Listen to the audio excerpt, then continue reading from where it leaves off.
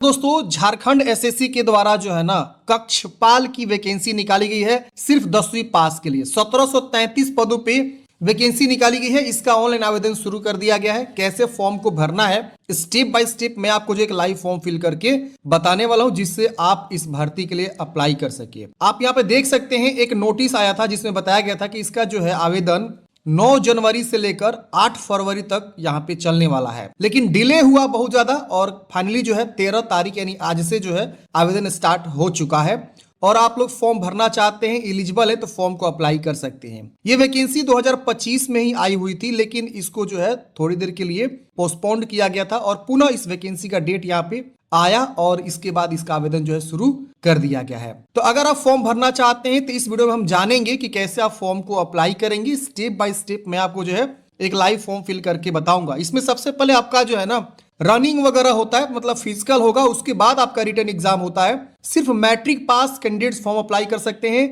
आप other state से भी हैं तो भी फॉर्म को अप्लाई कर सकते हैं, जैसे बिहार से हैं, यूपी से हैं या और किसी भी दूसरे राज्य से हैं तो भी आप फॉर्म को भर सकते हैं। आप यहाँ पे देख सकते हैं लेवल 2 की सैलरी होगी, सिर्फ 10वीं पास यहाँ पे मांगा गया है। तो चलिए जानते हैं इस भर्ती का फॉर्म कैसे आपको अप्लाई करना है। बाकी मैंने इसके ऊपर अलग से एक वीडियो बनाया हुआ है, हाइट वगैरह के बारे में, सिलेक्शन प्रोसेस के बारे में, कितना रनिंग होता है, महिला पुरुष सबके लिए मैंने अलग से एक जो है वीडियो बनाया हुआ। वीडियो नहीं देखे तो देख लीजिएगा, लिंक आपको डिस्क्रिप्शन बॉक्स में मिलेगा। देखिए फॉर्म भरने के लिए आपको झारखंड एसएससी की ऑफिशियल वेबसाइट पे आना होगा। यहाँ देखिए ऑनलाइन एप्लीकेशन में सबसे ऊपर में यहाँ पे आपको अप्लाई ऑनलाइन आप देखने को मिल जाएगा। इस पे क्लिक करेंगे, ये वाला पेज ओपन होगा। मैंने डायरेक्ट लिंक भी आपको डिस्क्रिप्शन बॉक्स में प्रोवाइड कर दिया है। पहले आपको रजिस्ट्रेशन करना है, फिर आप लॉगिन करके फॉर्म को कंप्लीट करेंगे। तो हम रजिस्ट्रेशन वाले पेज पे क्या करेंगे, यहाँ पे क्लिक करेंगे।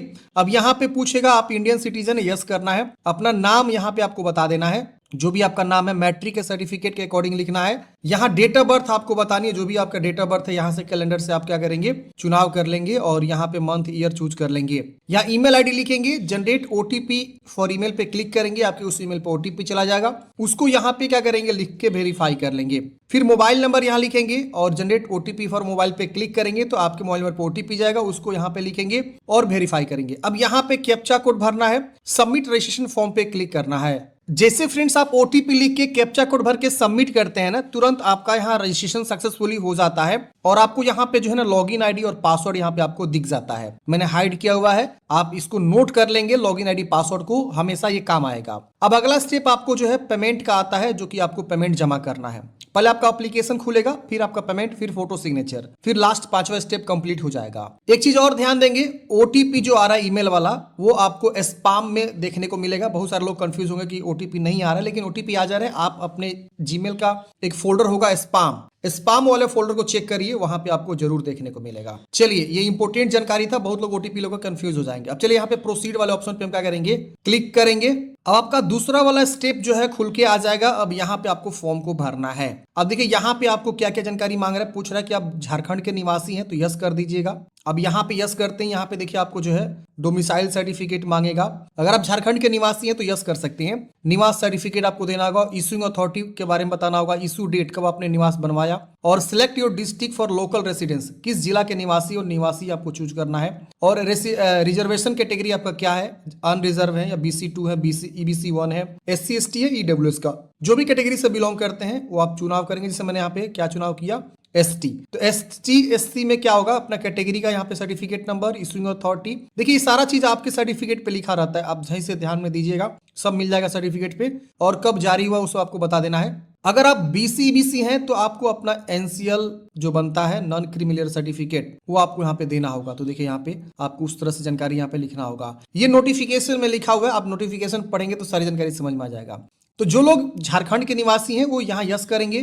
तो ये सब आपको निवास और जाति ये सब आपको बताना होगा। सर्टिफिकेट आपके पास होना चाहिए पहले से। Do you belong to dependent of the Jharkhand statehood movement, जो यहाँ पे स्टेट हुड मूवमेंट का जो यहाँ पे डिपेंडेंट है उसके आप बिलोंग करते हैं तो यस करेंगे, वरना नो कर दीजिएगा।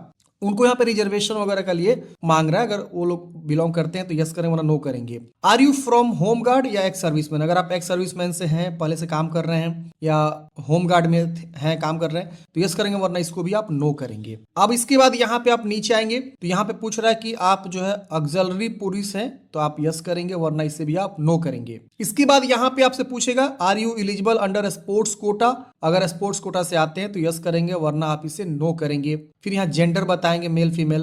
पेपर 2 का लैंग्वेज क्या रखना चाहते हैं। देखिए इसमें एक रिटन एग्जाम होता है। रिटन एग्जाम जो है ना 3 पेपर का होता है। पेपर 1 जो कि मैंडेटरी है, सबको सॉल्व करना है। पेपर 2 में ना बहुत सारे भाषा होते हैं, तो पेपर 2 में जो भी आप भाषा यहाँ पे चुनाव करेंगे उसी का स्पेशल एग्जाम होगा। हिंदी, इंग्लिश, बांग्ला, देख रहे ना, बहुत सारा लोकल लैंग्वेज भी, संस्कृत, उर्दू और भी बहुत सारा वहाँ का झारखंड का लोकल लैंग्वेज है।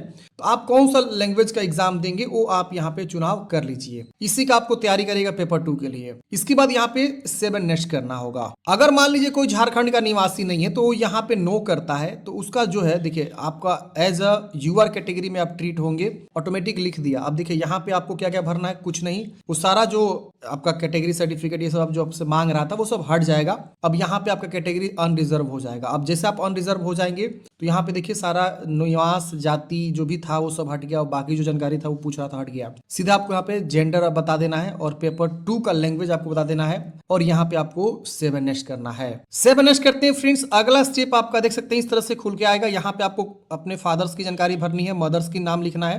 तो यहाँ पे आपको फादर और मदर का नाम लिखेंगे, जिस तरह से स्पेलिंग है आपके मैट्रिक के सर्टिफिकेट पे उसके अकॉर्डिंग ही लिखना है। बार बार यहाँ देखिए इंस्ट्रक्शन दिया गया है। मैरिड है कि अनमैरिड है ये बता देना है। फिर अपना आधार संख्या लिखना है।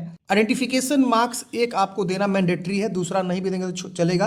आइडेंटिफिकेशन मार्क्स में क्या, जैसे बॉडी में पहचान पूछा गया, जैसे तिल का निशान, कटा का निशान, जला का निशान, जो भी है आप यहाँ बताएंगे। फिर उसको 7 नेक्स्ट करेंगे। 7 नेक्स्ट करते हैं फ्रेंड्स। अगला स्टेप आपका खुल के आ जाता है इस प्रकार से। अब यहाँ पे आपको जो है अपना पूरा एड्रेस लिखना है। अब एड्रेस में यहाँ पे आपको अपना परमानेंट एड्रेस बताना है। जैसे जो भी आपका एड्रेस है, सिटी है, यहाँ पे लिख देंगे।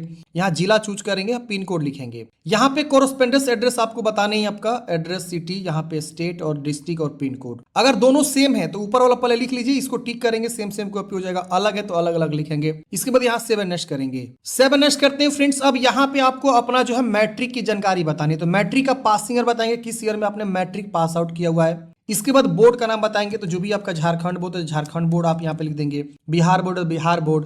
सीबीएसई है तो सीबीएसई बोर्ड लिख देंगे। फिर यहाँ पे मैक्सिमम मार्क्स कितना का था और आपको कितना प्राप्त हुआ, ऑटोमेटिक परसेंटेज आ जाएगा। सर्टिफिकेट नंबर आपके मार्कशीट या सर्टिफिकेट पे लिखा होगा वो आप दे देंगे। अगर नहीं मेंशन है सर्टिफिकेट नंबर तो ऊपर में सीरियल नंबर होता है वो भी आप यहाँ पे दे सकते हैं और इसको भी आप 7 नेक्स्ट करेंगे। जिनका यहाँ पे मान लीजिए ग्रेडिंग वाला चीजें हैं या सीजीपीए है तो वो पहले मार्क्स में कन्वर्ट कर लीजिए और उसके अकॉर्डिंग यहाँ पे जानकारी को लिख दीजिए। जैसे सीबीएसई वालों को यहाँ पे ग्रेड वाला होगा तो पहले मार्क्स में कन्वर्ट कर लीजिए सभी को और कितना में कितना आपको मिला है वो देख लीजिए कन्वर्ट करके और इस तरह से भर दीजिए। इसकी वजह से 7 नेक्स्ट कर देंगे। अब यहाँ पे देखिए आपका इस प्रकार से एप्लीकेशन फॉर्म का सारा वो जानकारी खुल के आ जाएगा। आप जानकारी को वेरीफाई करिए, चेक करिए कि हाँ सारा जानकारी सही है, कहीं कुछ गलती नहीं है। अगर आपको कहीं कुछ गलती लग रहा है तो यहाँ पे देखिए मॉडिफाई का ऑप्शन है, आप यहाँ पे क्लिक करके मॉडिफाई कर सकते हैं। नहीं गलती है तो यहाँ पे आपको इसको टिक करना है, डिक्लेरेशन है ये। इसके बाद यहाँ पे प्रोसेस टू पेमेंट का ऑप्शन मिलेगा, आप इस पे क्लिक करके पेमेंट जमा करेंगे तो यहाँ पे इस प्रकार से आएगा ऑर्डर नंबर इस तरह से। अब यहाँ पे आपको क्या करना है, पेमेंट जमा करना है। अब देखिए पेमेंट जमा करने के लिए यहाँ पे क्या बता रहा है, तो बोल रहा है कि 17 जनवरी 2026 के बाद जो है आपका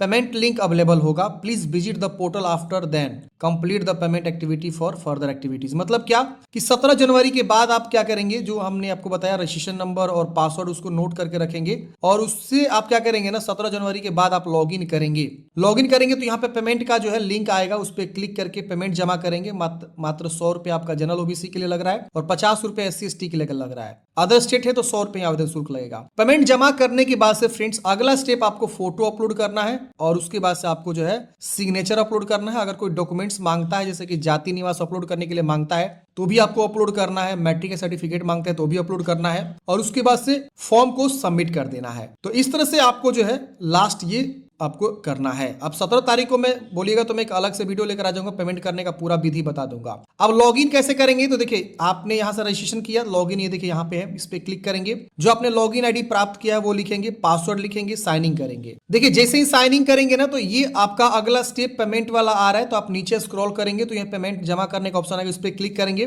पेमेंट जमा करेंगे। उसके बाद से आपका फोटो सिग्नेचर ऑप्शन आएगा, फिर लास्ट में आपका फॉर्म कंप्लीट हो जाएगा। तो अभी पेमेंट का जो है ऑप्शन यहाँ पे इनेबल नहीं हुआ है आप लोग वेट कर लीजिए। 17 तारीख के बाद जो है, यहाँ लिख रहा है कि 17 तारीख के बाद जो है पेमेंट गेटवे आपको दिख जाएगा, लिंक मिल जाएगा, वहां से पेमेंट करेंगे। अब देखिए यहाँ से प्रोसेस पर पेमेंट पे जा सकते हैं और पेमेंट कर सकते हैं। मैं इसको टिक करूंगा और यहाँ पे क्या करूंगा जो है प्रोसेस करूंगा। ये देखिए बोल रहा है 17 तारीख के बाद अवेलेबल रहेगा। तो ऐसे आप जो है, मैं लॉग आउट कर देता हूँ दोबारा से, लॉग इन करके आप जो है पेमेंट जिस दिन एक्टिवेट होगा उस दिन से आप जमा कर सकते हैं। 17 तारीख से एक्टिवेट हो जाएगा। तो आई होप आप लोग समझे होंगे कि कैसे आपको जो है झारखंड एसएससी के द्वारा जो कक्षपाल की वैकेंसी निकाली गई है उसके लिए अप्लाई करना है। 17 तारीख से लेकर 13 तारीख तक जो है, इसमें कुछ भी अगर गलती हो चुका है तो आप सुधार कर सकते हैं। सुधार करने का कोई फी नहीं लगता है। तो ये भी आपके पास मौका आप यहाँ पे देख सकते हैं। तो आई होप आप लोग समझे होंगे। काफी